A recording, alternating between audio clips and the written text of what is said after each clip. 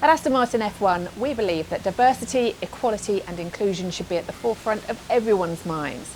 We encompass all in, all welcome, all celebrated.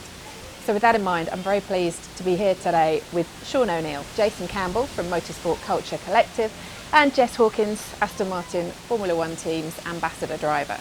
Jess, if I can start with you. You're a role model on so many different levels. How do you feel motorsport embraces diversity at the moment? I think it's well known that Formula 1 is seen as very specific. But I think that we are doing a lot here at Aston Martin Formula 1 to try and change things. But I also think that it's important to realise that as long as we're making these steps, we're making progress. I don't think that we're able to change things overnight, but we held lots of things at the workshop in our factory. Every week our team meets, our diversity team weeks, and we discuss. And I think that making progress is a big starting point. So Jess, what challenges have you faced? I mean, there's been several along the way, I guess, but the big one for me is, so I met my first same-sex partner maybe 3.5 years ago, something like that. And when I came to tell my parents, my friends, kind of, I guess everyone, I felt not really awkward, but I felt some kind of, I was a bit scared, to be honest. And it actually turned out, once I had told everyone, it was not this horrible coming out that I thought it was going to be. Everyone was extremely accepting, but the issue, I think, was that I felt uncomfortable to tell people, and I shouldn't have felt uncomfortable. I guess that's a little story of mine, but I think that goes for other communities as well, not just the LGBTQ+. I felt uncomfortable, so I guess that was an issue. If I could bring you two in on this, the communities you represent, what sort of challenges have you faced? So I'll start with you, Sean, or? Well, I mean, picking up a little bit on what Jess mentioned is there's this need to kind of get out there and do more, and when people feel like they can be included in something and organically in a way that they're not having to fit into a certain structure, they can be themselves. I think that's one of the key elements when you know that you've started to achieve progress.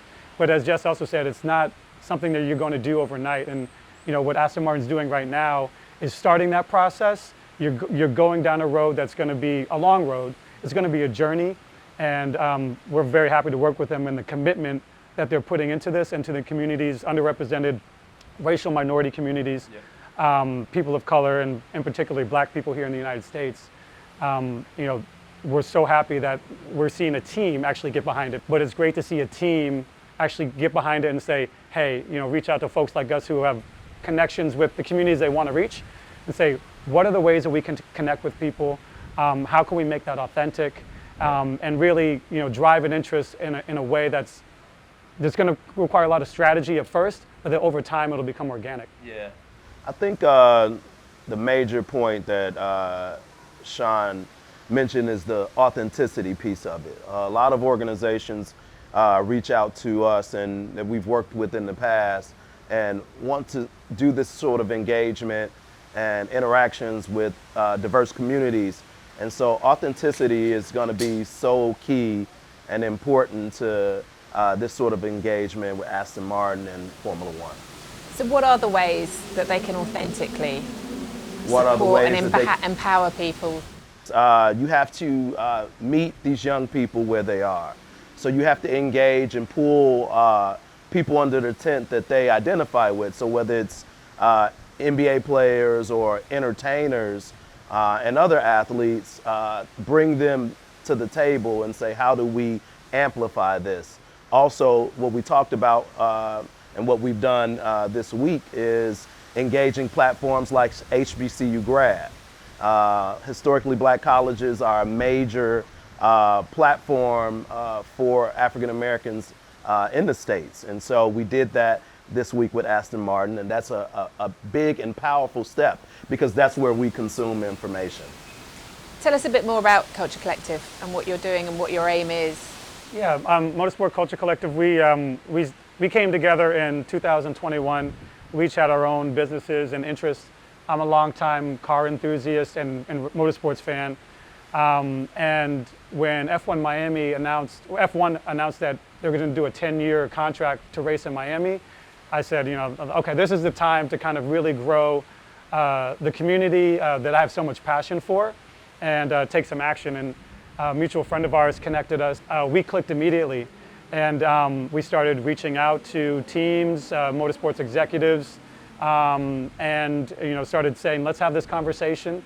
And last year we had an event here in Miami, our F1 Motorsports Diversity Mixer, and that was focused on building community and starting a dialogue around diversity and access in motorsports. And this year we've been continuing that process, working with Aston Martin F1. The team Aston have partnered up with Racing Pride. You've also got your D&I council that meets as well. Yep. Are you pleased and impressed with how the team have taken this on, and actually they've been authentic about it, which is exactly what you're calling for? Yeah, I think Aston Martin Formula One has been the leader in a lot of things, and this isn't something that's only just happened. This is something that we've been, I guess, low-key working towards for quite some time now. So to be more public about it, I think is needed. So what are the measurable goals? What would you see as progress and making steps forward? Well, I mean, one of the things that Jess mentioned was the council, the panel that you guys have, which is a great first step, because if you want to change the culture somewhere, it has to be something that's part of the culture internally and comes from the top. So I'm super pleased to hear that that's something that you guys are doing, discussing that and really having a dialogue about what we can do. So, I mean, in terms of measurable goals, there are different ways that companies can hold themselves accountable, and that includes kind of making it part of a performance metric for bonuses or compensation, having an actual target to meet people, to putting people in positions of authority who speak to these demographics that you're trying to reach and empower.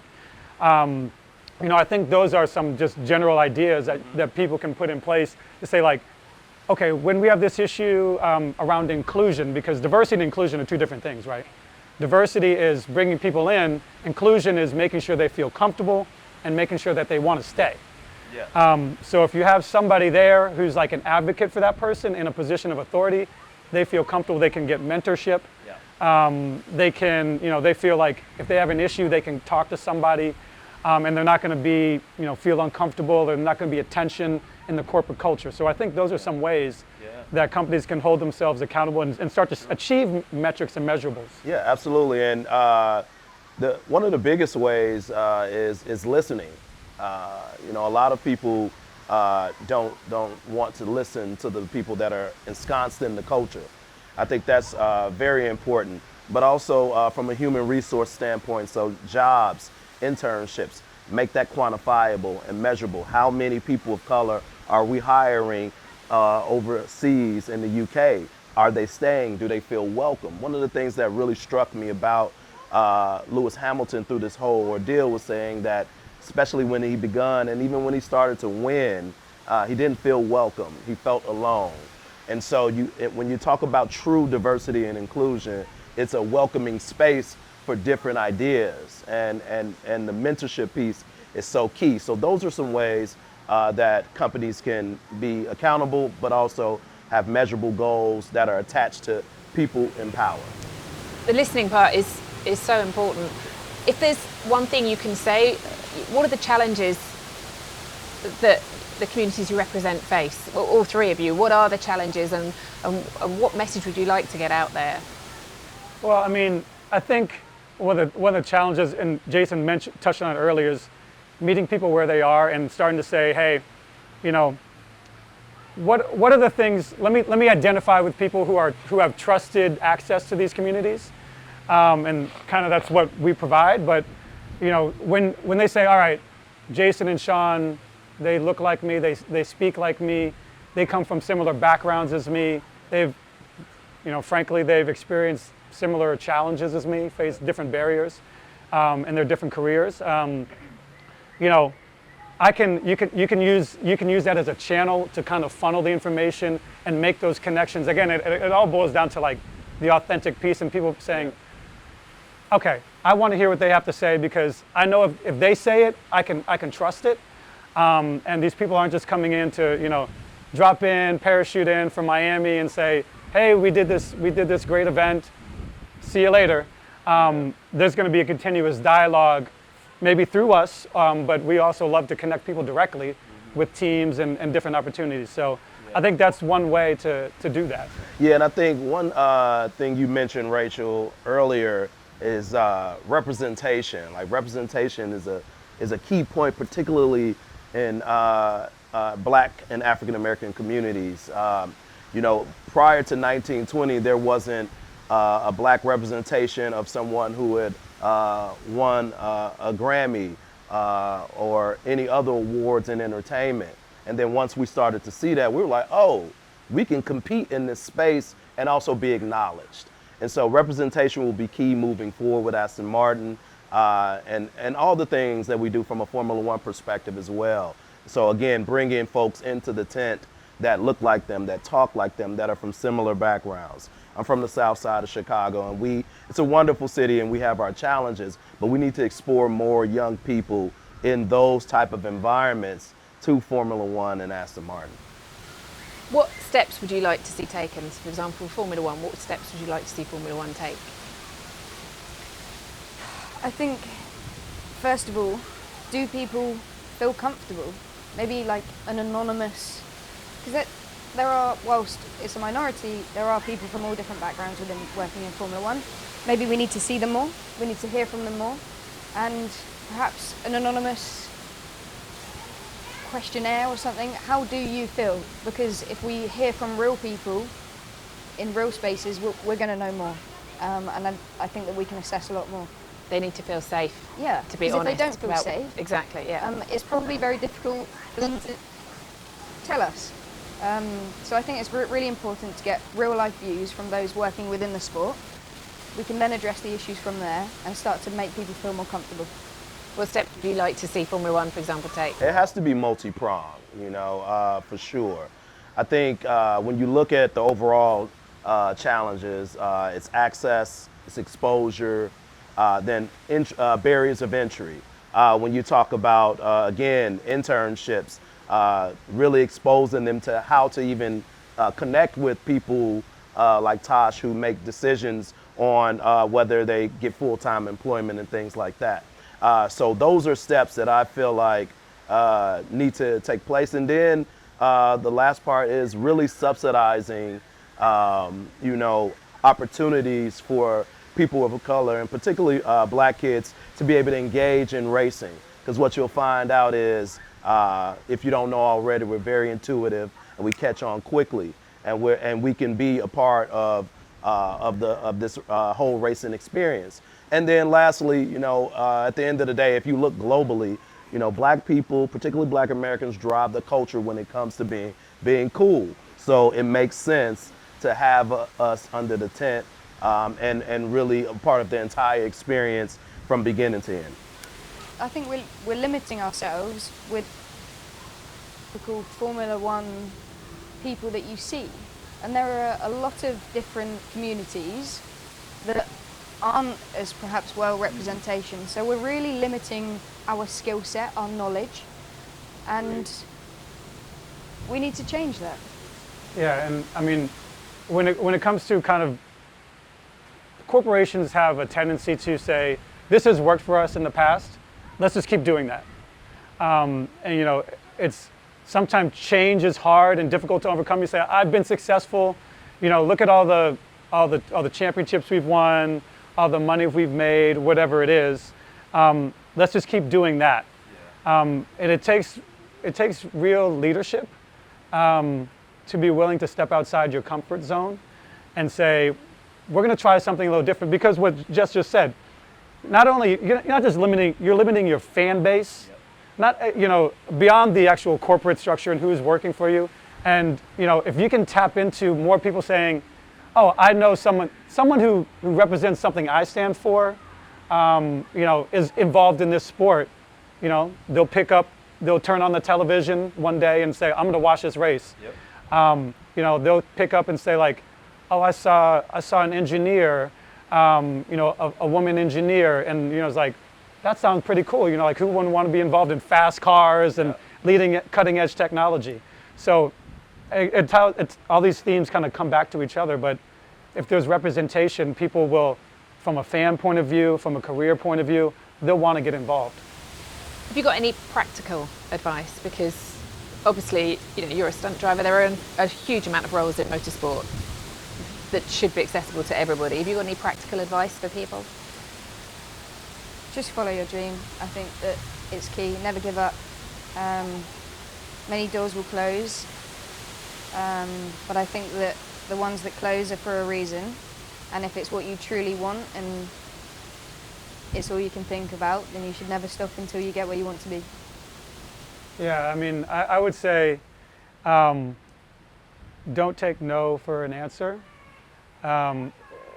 It's, again, similar to this, but if you are really passionate about something, you know, be willing to as we have to do, kick down the door sometimes. Be disruptive. You know, we have to try harder sometimes. Be steadfast and be fluid as far as how you adjust to change. I mean, it's important, just as you guys on the Aston Martin team are adjusting to how to do business in these diverse circles. You know, we have to be able to adjust to doing business and networking in these spaces as well. And you just gotta, like Sean said, you've got to be persistent and build meaningful, nurturing relationships with people. And I think that's kind of the way and the path forward for anybody. Is there one thing you could see, if it happened, you'd say, we're getting there, this is working? Is there anything you can think of that would make you believe it's happening? Yeah, I mean, again, it's a long journey. Yeah. So, you know, summer 2020, a lot of things going on in the United States sparked, you know, a lot of activism internationally. You know, we were dealing with COVID. I think people had just kind of had enough of a lot of things. Yeah. It was kind of like the right mix of ingredients to kind of start having the conversation, and being willing to have a conversation is the first step. And as Jason said, being willing to listen is kind of the second step. And you know, being here with you all today shows that there's progress that's being made. You know, we're not at the end, and I don't think you ever end, really. I mean, I think you're always trying to improve and trying to change. But I'm happy that we've gotten to this point, but I'm not satisfied. You know, I think we want to keep it going. F1 is an agent for change. There's a door, it is open, we're pushing it. Do you feel that way? No, I definitely feel like the door is opening. Absolutely. And you know, and that, which is why we're here. You know, and it's great. I think we're starting to see that people are willing to have that listening moment, and saying, what can we do? What are the things that we can do to start that process and really say, we're here. How do we get you to come through the door? Yes. How do we meet you? So I think that's what we're doing here, and I think we're totally seeing that happen. Thank you all so much for being here today, for being so honest and open, and for everything you're doing right now, because it is incredibly important, and it's also important that we all listen as well. So thank you very much. Our pleasure. Thank you.